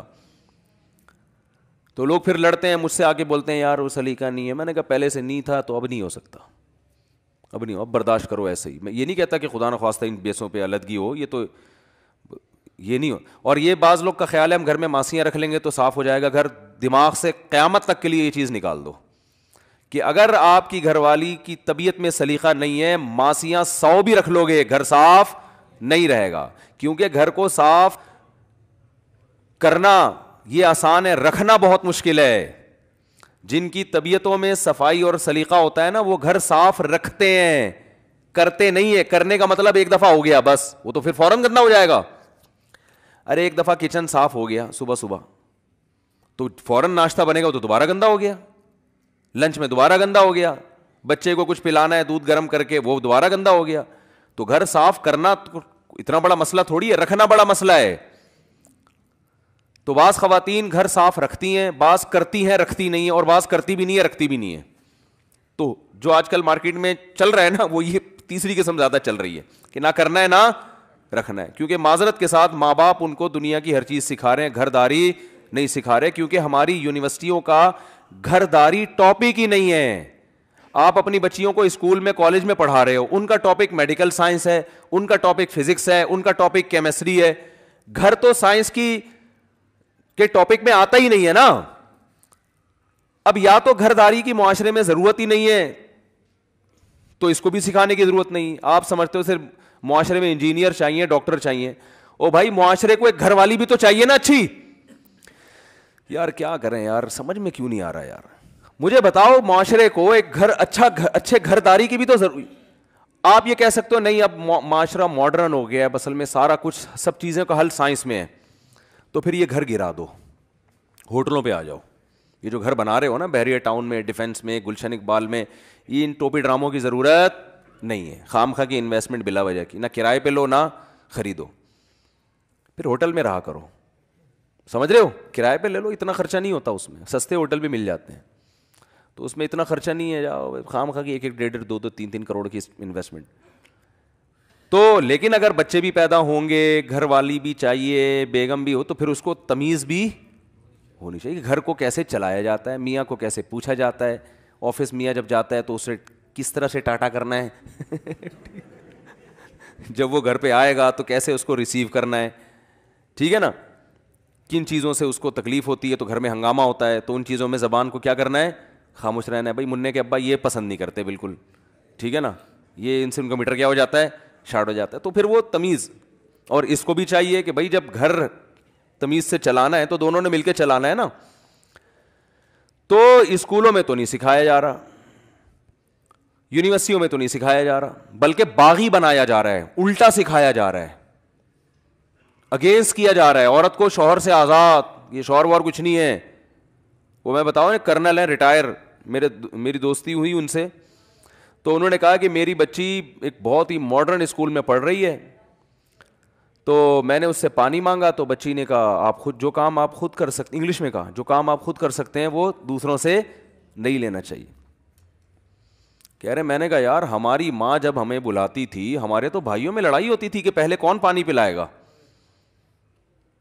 اور دعائیں لیں گے ماں کی. یہ کیا سیکھ رہی ہے؟ تو میں نے کہا بالکل صحیح سیکھ رہی ہے یہ اپنے حساب سے, جو اس کو سکھایا یہی جا رہا ہے. کیونکہ یہ سارا جو ہمارا نصاب تعلیم وہ تو گوروں سے لیا ہے, چلو ٹھیک ہے لے لیا, ان کے پاس ہے, ہمارے پاس ہے نہیں کوئی.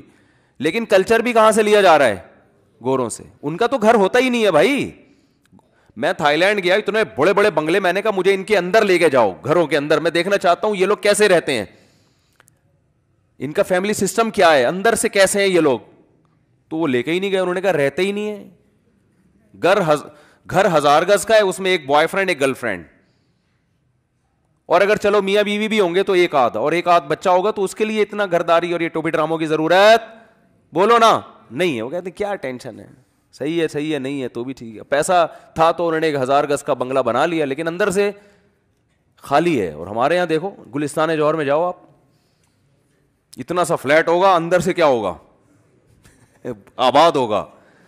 تو میں ان سے کہتا ہوں بھائی اب باہر نکل جاؤ نا آبادی کے, یار تم ایک کمرے میں اتنے بچوں کو کیوں گھسیڑا ہوا ہے تم نے. یہ اللہ کا مسئلہ تھوڑی ہے کہ اللہ نے اتنے بچے دے دیے, اللہ نے زمین بھی تو اتنی بڑی دی ہے. اللہ نے جب آپ کو اتنے سارے بچے دے دیے تو اللہ کی زمین تھوڑی کم تھوڑی ہے, اللہ نے ایسی آبادیاں بھی تو دی ہیں, جاؤ اچھی آبادی ہیں لیکن کھلی آبادی میں نکلو, باہر پھیلو, شہر کے باہر آبادی بڑھاؤ. لوگ کہتے ہیں جگہ ویسا ہی نہیں ہے, اور مفتی صاحب کہتے ہیں بچے زیادہ ہوں. تو جگہ کیوں نہیں ہے؟ یہ تو آپ نے فرض کر لیا کہ جوڑیا بازار کے ایک چھوٹے سے اپارٹمنٹ میں ہی اپنے 20 افراد کو رکھنا ہے آپ نے, یہ تو آپ کا ہیڈک ہے. اللہ کی زمین تو جاؤ کراچی سے حیدرآباد, زمین ہی زمین, لیکن خود ہی نکلنے کے لیے تیار نہیں ہے. خیر, تو میں یہ عرض کر رہا تھا کہ صفائی نصف ایمان اور یہ ساری چیزیں تو ہم کہتے ہیں یار یہ تو غیر مسلموں میں بھی ہے, تو اگر ان علامات کی بیس پہ جنت ملے گی تو پھر گوروں کو ملنی چاہیے, ہمیں نہیں ملنی چاہیے.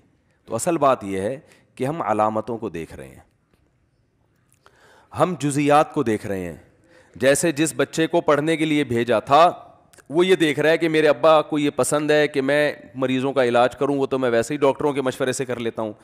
میڈیکل سائنس کی کتابیں پڑھوں, وہ تو میں گھر میں بیٹھ کے پڑھ رہا ہوں. او بھائی ابا چاہتے ہیں ڈاکٹر بننے کے بعد یہ علامتیں, کیونکہ جب ڈاکٹر بنو گے نا تو ان علامات کو پیدا کرنے کی ضرورت نہیں ہوگی, یہ خود بخود ظاہر ہونا شروع ہو جائیں گی. دیکھو کسی کو بخار ہے, گلا خراب ہوتا ہے تو بخار ہو جاتا ہے, تو بخار ایک علامت ہے, یہ پیدا نہیں کیا اس نے, جب گلا خراب ہوا تھا خود بخود اس پر بخار شروع. ڈاکٹر کہتے ہیں نا کرونا میں سونگنے کی حس ختم ہو جاتی ہے, سب کے ساتھ نہیں ہوتی, یاد رکھیں کہ بعض لوگوں کی نہیں ہوتی پھر بھی کرونا ہوتا ہے, لیکن بہت مضبوط ایک علامت ہے.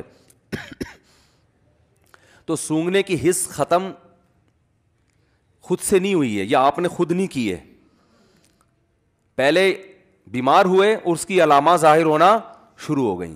تو علامات کو فوکس کرو گے تو سونگنے کی حس تو ویسے بھی ختم کسی کی کرائی جا سکتی ہے. ابے ناک میں بھائی روئی ٹھوس دو اس کے, اب وہ سونگ رہا ہے نہیں آ رہا, آپ نے کہا کرونے کے کس میں ڈالو اس کو, سونگنے کی حس ختم ہو گئی. تو ہمارے ساتھ یہی مسئلہ ہے. ہم نے کہا سخاوت پہ جنت ملے گی, تو جس کو ہم نے دیکھا سخی ہے, ہم نے کہا سچ بولنے پہ جنت ملے گی, تو ہم نے کہا جس کو دیکھا وہ سچا ہے وہ جنت میں, تو وہ انگریز نکلا. اور ادھر قرآن کہہ رہے بھائی جنت میں تو مسلمان جائیں گے, ہے وہی. ہم نے کہا یار صفائی نصف ایمان ہے اور صفائی پر جنت ملے گی, تو ہم جب گئے باہر ملکوں میں تو ہانگ کانگ کو ہم نے بڑا صاف ستھرا دیکھا. جب کراچی آئے تو آتے ہی چھینکیں شروع, ایئرپورٹ پہ مجھے چھینکیں شروع ہو جاتی ہیں الحمدللہ. ایسے ایسے میرے تجربے ہیں. کراچی سے ہمیں بہت محبت ہے, میں جو کراچی کی برائیاں کر رہا ہوں اس لیے نہیں کہ محبت نہیں ہے, دکھڑا سنا رہا ہوں, دکھڑا کہ ہمارے حکمرانوں نے بیڑا غرق کر دیا ہے کراچی کا. تو اور میں لسانیت اور عصبیت کا قائل نہیں ہوں. میں جب کراچی کی بات کرتا ہوں تو لوگ کہتے ہیں مہاجر اور پٹھان کا مسئلہ ہے. ایسا نہیں ہے, یہ دماغ سے نکال دو اپنے.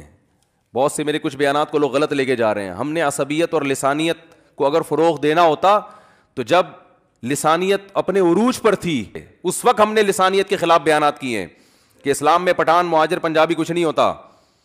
ایک باپ ایک ماں سے اللہ نے پیدا کیا ہے. عربی کو اجمی پر فضیلت نہیں دی. جس پیغمبر پر ہم ایمان لے کر آئے وہ عربی ہیں, انہوں نے خود اعلان کیا کسی عربی کو کسی اجمی پر کوئی فضیلت نہیں ہے. تو جس پیغمبر پر ایمان لے آئے ہیں وہ اپنی قوم کی نفی کر رہے ہیں, تو ہم کیا پٹھان مہاجر پنجابی اس میں پڑھیں ہم. تو میں جب کراچی کی بات کرتا ہوں اس کو پٹھان مہاجر مسئلہ نہ یا پنجابی مہاجر اور سرائی کی مہاجر مسئلہ نہ بنایا کریں, کیونکہ فتنہ پرست لوگ نا وہ غلط رخ پہ لے کے جاتے ہیں چیزوں کو.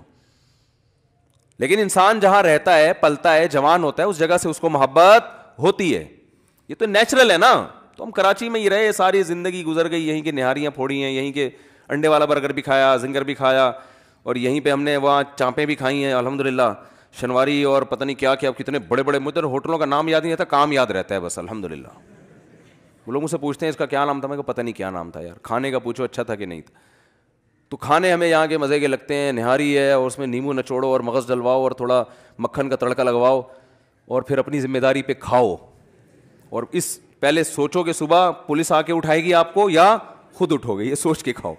خیر, تو وہ تو ہر آدمی کو ہوتی ہے اپنی جگہ سے محبت. تو ہم نے علامات دیکھی, بس 4-5 منٹ میں بات کمپلیٹ کر رہا ہوں. علامات دیکھی, ہم نے کہا یار اللہ نے قرآن میں کہا کہ صدقہ خیرات کرنے والے جنت میں جائیں گے. یار وہ تو اتنا بڑا ٹرسٹ بنایا ہوا ہے اس نے فلاں آدمی نے. ہم نے کہا کہ بھائی وہ جھوٹ بولنے والے جہنم میں جائیں گے, تو جھوٹ تو سارے کون بول رہے ہیں. تو اصل میں قرآن یہ علامتیں بیان کر رہا ہے.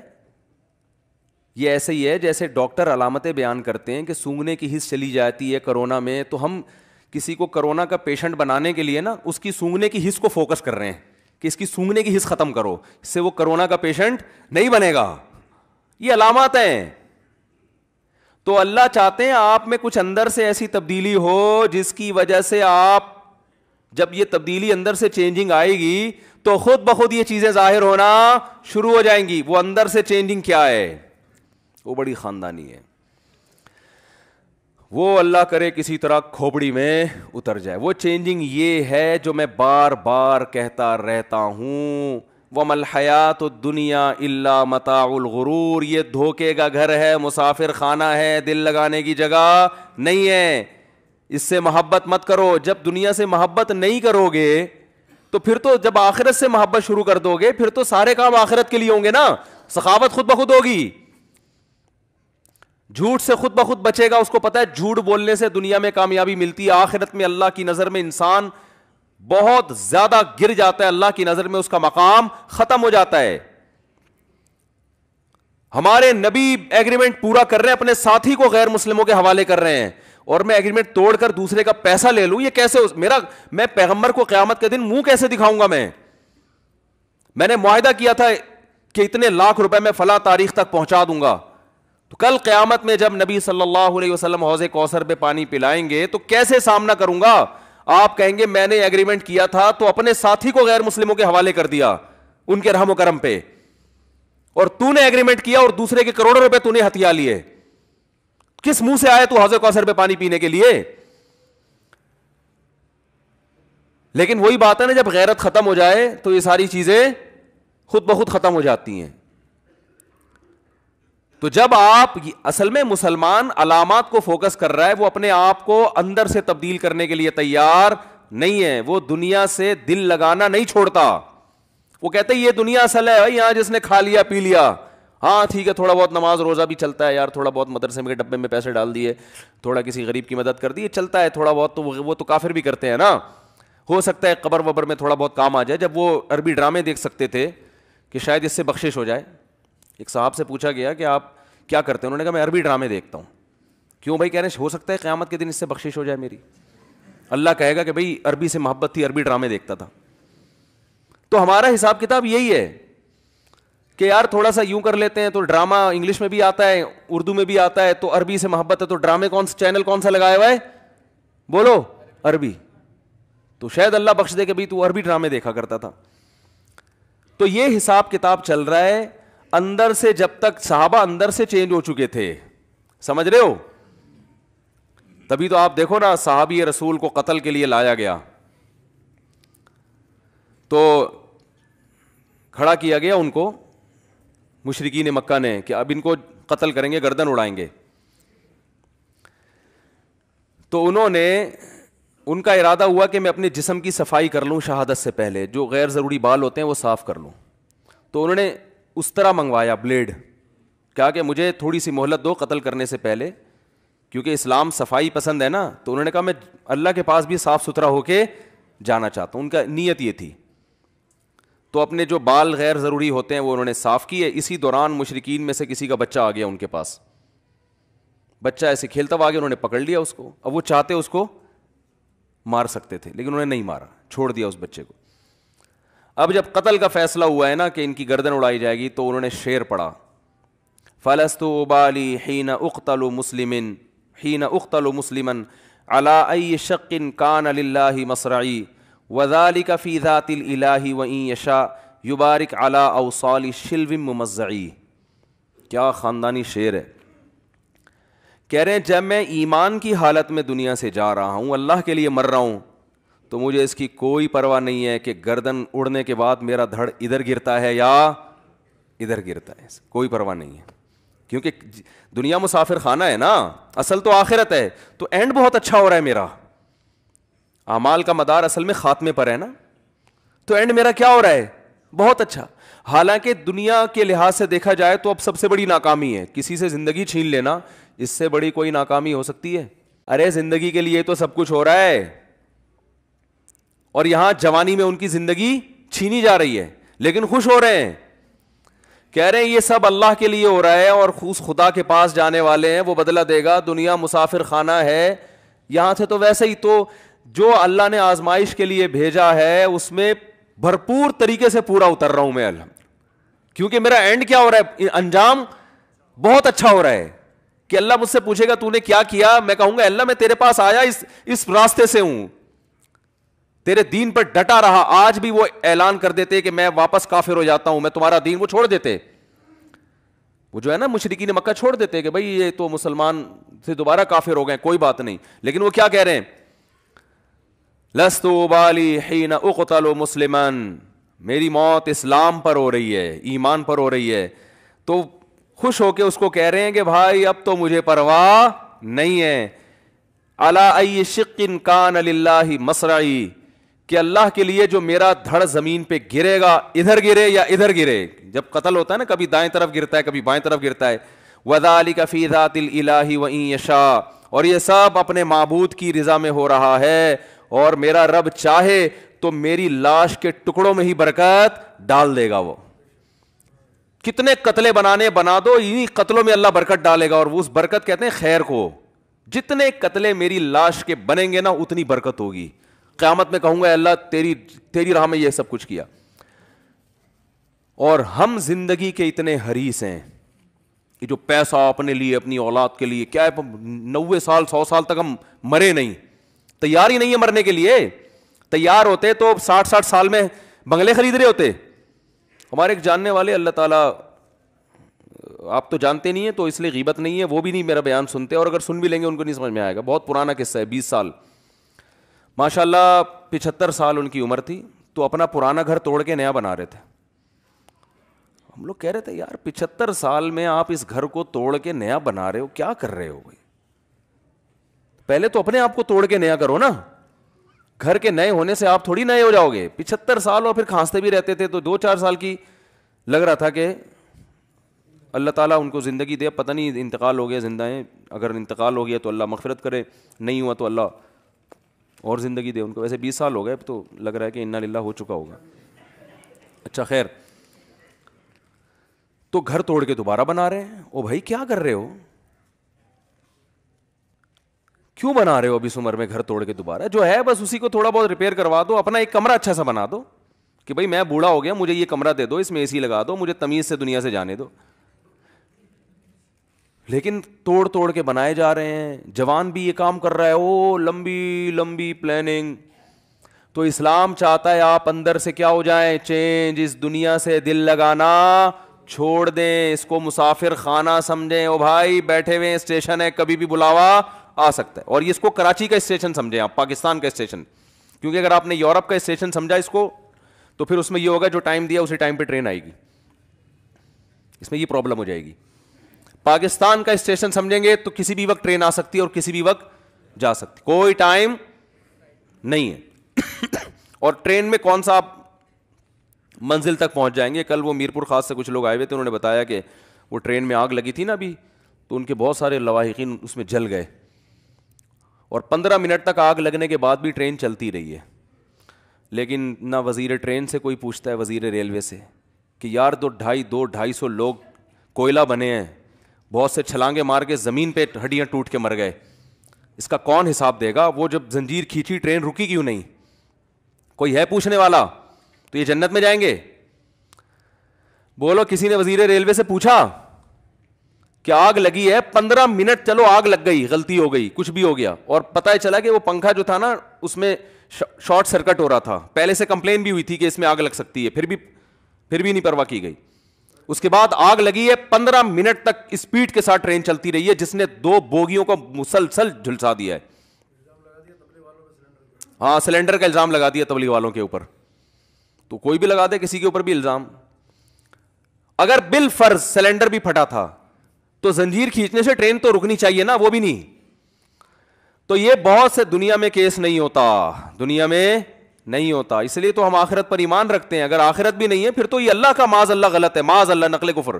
پھر تو اللہ کے یہاں بڑی دھاندلی ہے بھائی, کہ دنیا میں بھی حساب نہیں لے رہا اور آخرت میں بھی. تو اللہ تبھی تو کہتے ہیں ہم نجعل المسلمین کالمجرمین, ماننے والوں اور نہ ماننے والے اور مجرم اور گناہ سے بچنے والوں کو ایک جیسا ٹھکانہ دے دیں. ایسا تھوڑی ہو سکتا ہے. لہذا مر کے ختم نہیں ہوگے, دوبارہ زندگی ہے. تو بھائی اللہ کیا چاہتا ہے؟ اندر سے تبدیل. جیسے آپ کے ابا آپ کو پراپر ڈاکٹر بنانا چاہتے ہیں, تو اللہ بھی آپ کو پراپر مسلمان بنانا چاہتا ہے. پراپر مسلمان کی ڈیفینیشن یہ ہے, وہ دنیا سے دل نہیں لگاتا, وہ ہر وقت اس کے دماغ میں بھائی اسٹیشن ہے, کبھی بھی یہاں سے ٹر بنیں گے. ہمارے حضرت فرمایا کرتے تھے کہ پہلے کتابوں میں ایک پنجابی میں کتاب ہوتی تھی, بچوں کو پڑھائی جاتی تھی. اس میں سوال تھا, توڑا ایمان کھلوتا ہے کہ بیٹھا؟ بیٹھا کو بیٹھا ہی کہتے ہیں نا پنجابی میں, ہے بیدا پیدا, فی الحال بیٹھا ہی بولنے دو, پھر پروناؤنسیشن میں بڑا مسئلہ ہو جائے گا. توڑا ایمان کھلوتا ہے کہ بیٹھا ہے؟ بچوں سے پوچھا جاتا تھا, بچے جواب دیتے ہیں بیٹھا ہے. بیٹھا اس لیے کہ کہیں ٹر نہ بن جائے, اگر کھڑا ایمان ہوگا تو کسی بھی وقت جا سکتا ہے. صحیح ہے نا؟ تو مسئلہ یہ ہے کہ ہم نے اپنے دل میں دنیا کے مسافر خانہ ہونے پر ایمان نہیں لانا, اس کو کھوپڑی میں بٹھانا ہے. ایسا بٹھانا ہے کہ ٹر نہ بن جائے. ایسا نہ ہو کسی کی دولت دیکھ کر یہ تصور ٹر گیا. ہم اب کیا کرتے ہیں, بیان سنتے ہیں, ایک دماغ میں آتا ہے بھائی W11 کی طرح ہے, کبھی بھی اتر سکتے ہیں. اور W11 میں بعض دفعہ عزت کے ساتھ اترتا ہے, بعض دفعہ ایسے ہی اتار دیا جاتا ہے آدمی. وہ پھر کسی اور وقت W11 کے الگ سے فضائل بیان کروں گا انشاءاللہ. تو کسی بھی وقت جو ہے نا آدمی ٹر جاتا ہے. تو ایسا دنیا کے مسافر خانہ ہونے کو دماغ میں بٹھانا ہے کہ 2-4 بیان سن کے کہ ہاں جی مسافر خانہ ہے, تھوڑا سا دماغ نہ, اس کو کھوپڑی میں انسٹال کر دینا ہے. ایسا انسٹال کرنا ہے کہ ہر وقت یہ خیال آئے بھائی رہنے کی جگہ بولو نہیں. تو ہم آخرت کے لیے پیدا ہوئے ہیں, دنیا کے لیے تھوڑی پیدا ہوئے ہیں, تو آخرت کے لیے. تو جب بار بار یہ ہوگا تو پھر پیسے جب جمع کرنے کا خیال آئے گا, ابے بھائی یہاں سے تو جانا ہے یار, یہ پیسے آخرت کے بینک میں کیوں نہیں رکھوا دیتے؟ دیکھو امریکہ سے کما کے لوگ یہاں بھیجتے ہیں کہ یار بڑھاپے میں ادھر ہی پاکستان ہی آنا ہے نا, تو یہاں کوئی انویسٹمنٹ کرو. ایک صاحب امریکہ میں تھے, کہہ رہے تھے میں نے چونکہ آنا پاکستان ہے تو 6-7 دکانیں خرید لی انہوں نے پاکستان میں, کہ جب آؤں گا تو یہاں کوئی انویسٹمنٹ ہو نا. تو جب ہم نے جانا آگے ہے تو وَلْتَنْظُرْ نَفْسٌ مَا قَدَّمَتْ لِغَدٍ, اللہ فرماتے ہیں پھر دیکھو کل کے لیے کیا کر رہے ہو تم, کل کے لیے کیا کتنی انویسٹمنٹ کی آگے. جہاں 50-60 سال رہنا ہے اس کے لیے تو کروڑوں کی انویسٹمنٹ ہے, جہاں کروڑوں سال اربوں سال رہنا ہے اس کے لیے وائپر والے کو 15 روپے دے دیے. ونس اپون اے ٹائم ایک دفعہ کسی فقیر کو 5 روپے کا سکہ تھما دیا. ونس اپون اے ٹائم ایک دفعہ مسجد کا پنکھا لگوا دیا, چلو یہ بھی اچھا ہے. اور اس پہ موٹا موٹا لکھوا دیا میرے دادا کی مغفرت کے لیے ستار بھائی کی طرف سے. ایک مسجد میں گیا, ہر پنکھے پہ لکھا ہوا ہے یہ پنکھا فلاں کی طرف سے, فلاں کے لیے, یہ فلاں کی طرف سے. میں نے کہا یار یہ فرشتوں کو کیا ٹینشن ہوگی, ان کو باقاعدہ کہ بھئی یہ والا پنکھے کی جو ہوا آ رہی ہے اس کا ثواب اٹھا کے فلاں ڈپارٹمنٹ میں پہنچانا ہے. ان کو سمجھا رہے ہو, کیا کر رہے ہو یار, اتنی ڈیٹیل میں جانے کی کیا ضرورت ہے. تو یہ چل رہا ہے مارکیٹ میں. تو اللہ ہمیں کیا بنانا چاہتا ہے, اندر سے دنیا سے دل لگانا چھوڑ دو. متاع الغرور, دھوکے کا گھر ہے بھائی, ایسا نہیں ہے جیسی نظر آ رہی ہے. اور کمال ہے صبح شام دیکھتے بھی ہیں لوگوں کو مرتے ہوئے, مگر ہم کہتے ہیں وہ تو اس کے ساتھ ہوا ہے, میرے ساتھ تھوڑی ہو سکتا ہے. تو بس یہ غلط فہمی ہے, اور یہ غلط فہمی بہت جلد دور ہو جائے گی. جب خود لیٹیں گے, آنکھ بند ہوگی, تو پھر ایک دم حدیث میں آتا ہے کہ انسان کی جو ہوس ہے نا اس کو قبر کی مٹی لگام دے دے گی. پھر وہ کہے گا یار یہ کیا بحریہ ٹاؤن, یہ کیا. وہ ریاض ملک نے بھی جانا ہے, ٹھیک ہے نا. تو اللہ کا شکر ہے جب لوگ مجھے بتا رہے تھے اس کے بعد اتنا پیسہ, وہ اتنا پیسہ, الحمدللہ. میں تو بہت نالائق سا انسان ہوں, لیکن اتنی بات ہے کہ میں اس سے متاثر کبھی نہیں ہوتا. لوگ کہتے ہیں فلاں کے پاس یہ گاڑی, یہ. ابے بھائی دن کتنے رہ گئے ہیں یار, دن کتنے رہ گئے ہیں. ہم نے تو بڑے بڑے ارب پتی تاجر دیکھے ہیں آپ کی سوچ سے بھی اوپر, کھڑے کھڑے دھڑام سے گرتے ہیں اور انا للہ ہو جاتا ہے. حالانکہ وہ تو ہارٹ پیشنٹ بھی نہیں تھے, ان کا تو بھی 24 گھنٹے نارمل رہتا تھا. ایک ڈاکٹر نے مجھے بتایا کہ میرے پاس انگریز پیشنٹ آتے ہیں 27 سال کے, جو لوگوں کو فٹنس اور جو فزیکل فٹنس کی ٹریننگ دیتے ہیں. ان کے خوراک پہ بڑے مطالعہ ہوتا ہے, انہوں نے یونیورسٹی میں پڑھا ہوتا ہے. کمال ہے 27 سال میں ایسی بیماری لگتی ہے کہ لا علاج ہوتی ہے. کسی کو کینسر ہو گیا, تو یہ تو اللہ کی طرف سے ہے نا. اللہ بتاتے ہیں بھائی میں نے کوئی گارنٹی نہیں لی, آپ اگر بہت نیک ہیں یا آپ بہت صحت مند ہیں تو ٹھیک ہے, بہت اچھی بات ہے. عام طور پر صحت مند آدمی جلدی رہ لیتا ہے, لیکن میری طرف سے کوئی گارنٹی ہے نہیں. اسی صحت کو آپ کے لیے وبال جان بنا دوں گا میں. جس کو تیراکی آتی ہے ڈوبتا وہی ہے نا, جس کو نہیں آتی ہو تو ذرا سائڈ پہ کھڑا رہتا ہے. تو اللہ بتا دیتے ہیں کہ جب میں نے ڈبو کے مارنا ہوگا نا, تو تجھے تیراکی آتی ہے اس وجہ سے تجھے ہی ڈبو کے ماروں گا میں, تجھے اندر تک لے کے جاؤں گا, ٹھیک ہے نا. اور وہاں تیرا سر کہیں پتھر پہ لگ جائے گا یا کوئی بڑی لہریں آ جائیں گی, کچھ بھی ہو جائے گا. تو تیراک ہی زیادہ تر ڈوبتے ہیں میرے بھائی. تو اسی طرح صحت مند لوگ بھی مرتے ہیں. تو اس لیے دنیا سے دل نہ لگاؤ, بار بار سوچا کرو. اللہ تعالیٰ سمجھنے کی, عمل کی توفیق عطا فرمائے. ہاں ان کا نکاح نامہ غائب ہے نا. اچھا آپ بھی دولہا ہیں, کیا نام ہے آپ کا؟ سیار اقبال. اچھا آپ ان کے ساتھ آئے ہیں. سہیل, کیا نام ہے؟ روہیل صاحب, سوری. دوسرے دولہا محمد صالح, آپ کا فارم نہیں ہے. رضا محمد, اچھا سوری, سیار اقبال.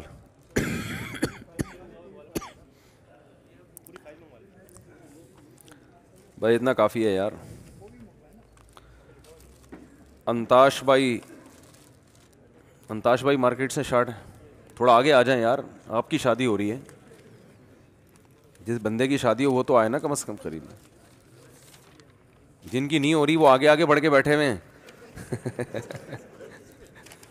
جن کی ہو رہی ہے وہ پیچھے بیٹھے ہوئے ہیں. اچھا اب بتائیں, محمد صالح آپ ہیں ماشاء اللہ, سیار اقبال آپ ہیں, اور انتاش بھائی آپ ہیں. ادھر بیٹھ جائیں انتاش بھائی. اچھا بھائی مجھے یہ بتائیں کہ جو محمد صالح ہیں ان کی دلہن کا نام ہے یسریٰ اظہر, اور ان کے جو ولی ہیں وکیل ان کا نام کیا ہے؟ دلہن کے وکیل کہاں ہیں؟ آپ نے مجھے اجازت دی ہے کہ میں یسریٰ اظہر ول محمد اظہر ایوب کا نکاح 2 لاکھ روپے مہر کے عوض میں ان سے کروں, اجازت ہے؟ جناب یار یہ جو ولی کا نام ہے نا اس پہ سائن لگا دیا کرو تاکہ مجھے نام تلاش کرنے میں مشکل نہ ہو. یہ پہلے سے سائن کر دیا کریں, سے وہ ایک نشان ڈال دیا کریں. محمد طارق کہاں پر ہیں؟ جناب آپ نے مجھے اجازت دی ہے کہ میں مومنہ طارق یوسف زئی ول محمد طارق کا نکاح 50,000 روپے مہر کے عوض میں سیار اقبال و محمد اقبال سے کروں. یہ ہے نا سیار اقبال, آپ ہیں نا؟ اچھا بھائی محمد صالح بن نعیم. انتاش تو آئے نہیں مارکیٹ میں, انتاش بھی آ گیا. ان کے وکیل کا نام ہے عبد الوحید. کہاں ہیں دلہن کے وکیل؟ جناب عبد الوحید صاحب آپ نے مجھے اجازت دی ہے کہ میں فضیلہ ایمان فضیلہ ایمان بنت عبد الوحید کا نکاح 50,000 روپے مہر میں یہ انتاج سے کروں، اجازت ہے؟ تشریف رکھیں۔ الحمد للہ نحمدہ ونستعینہ ونستغفرہ ونؤمن بہ ونتوکل علیہ ونعوذ باللہ من شرور انفسنا ومن سیئات اعمالنا من یہدہ اللہ فلا مضل لہ ومن یضلل فلا ہادی لہ ونشہد ان لا الہ الا اللہ وحدہ لا شریک لہ ونشهد أن سيدنا وحبيبنا وشفيعنا وسندنا محمدا عبده ورسوله صلى الله تعالى عليه وعلى آله وأصحابه وبارك وسلم تسليما كثيرا كثيرا أما بعد فأعوذ بالله من الشيطان الرجيم بسم الله الرحمن الرحيم يا أيها الناس اتقوا ربكم الذي خلقكم من نفس واحدة وخلق منها زوجها وبث منهما رجالا كثيرا ونساء واتقوا الله الذي تساءلون به والأرحام إن الله كان عليكم رقيبا وقال تعالى يا أيها الذين آمنوا اتقوا الله وقولوا قولا سديدا يصلح لكم أعمالكم ويغفر لكم ذنوبكم ومن يطع الله ورسوله فقد فاز فوزا عظيما وقال النبي صلى الله عليه وسلم النكاح من سنتي وقال فمن رغب عن سنتي فليس مني وقال النبي صلى الله عليه وسلم تزوجوا الودود الولود فإني مباهي بكم الأمم وقال النبي صلى الله عليه وسلم تزوجوا ولا تكونوا كرهبان النصارى۔ جناب محمد انتاش ولد محمد اقبال، میں نے آپ کا نکاح 50,000 روپے مہر کے عوض میں فضیلہ ایمان بنت عبد الوحید سے کیا، قبول کیا آپ نے؟ جزاک اللہ جی۔ جناب سیار اقبال ولد محمد اقبال، میں نے 50,000 روپے مہر کے عوض میں آپ کا نکاح مومنہ طارق یوسفزئی بنت محمد طارق سے کیا، قبول کیا آپ نے؟ جزاک اللہ جی۔ محمد صالح بن نعیم، سب آپ کا نمبر آ گیا۔ ولد محمد نعیم اختر، میں نے یسرا اظہر ولد محمد اظہر ایوب سے آپ کا نکاح 2 لاکھ روپے مہر کے عوض میں کیا، قبول کیا؟ جزاک اللہ جی۔ اللہ تعالیٰ ان تینوں نکاحوں کو قبول فرمائے، دعا کر لیں۔ الحمد للہ رب العالمین والعاقبۃ للمتقین والصلاۃ والسلام علی رسولہ الکریم وعلی آلہ وصحبہ اجمعین۔ اے اللہ یہ جو نکاح ہوئے ان کو اپنے دربار میں قبول فرما۔ اے اللہ زوجین کے درمیان محبت پیدا فرما، تادم حیات محبت الفت کے ساتھ اس رشتے کو نبھانے کی توفیق عطا فرما۔ اے اللہ ان تینوں جوڑوں کو شیطان کے ہر قسم کے شر سے، آپس کے اختلافات و انتشار سے، اے اللہ اور ہر قسم کے فساد سے ان کو محفوظ فرما، کامیاب ازدواجی زندگی نصیب فرما۔ اے اللہ ان نکاحوں کو ان کے خاندانوں میں بھی جوڑ کا ذریعہ بنا، خاندانوں میں محبت الفت کا ذریعہ بنا، آپس کے اختلاف و انتشار سے، لڑائی جھگڑوں سے، ہر قسم کے شر سے، غلط فہمیوں سے اللہ ان کے خاندانوں کی بھی حفاظت فرما۔ جس کی جو جائز مراد ہو اللہ اس کی مراد کو پورا فرما۔ اللہم انا نسألک من خیر ما سألک منہ نبیک محمد صلی اللہ علیہ وسلم ونعوذ بک من شر ما استعاذک منہ نبیک محمد صلی اللہ علیہ وسلم انت المستعان وعلیک البلاغ ولا حول ولا قوة الا باللہ صلی اللہ تعالی علی خیر خلقہ محمد وعلی آلہ وصحبہ اجمعین برحمتک یا ارحم الراحمین۔ اللہ تعالیٰ بہت مبارک کرے، گلے نہ ملیں، ٹھیک ہے نا، احتیاط کریں، اور پتلی گلی سے جس نے جانا ہے وہ چلا جائے، ٹھیک ہے نا۔ یہاں کھڑے ہو کر وہ رش لگائیں گے نا تو ابھی ہمارا کچھ سوال جواب کا سیشن ہوگا۔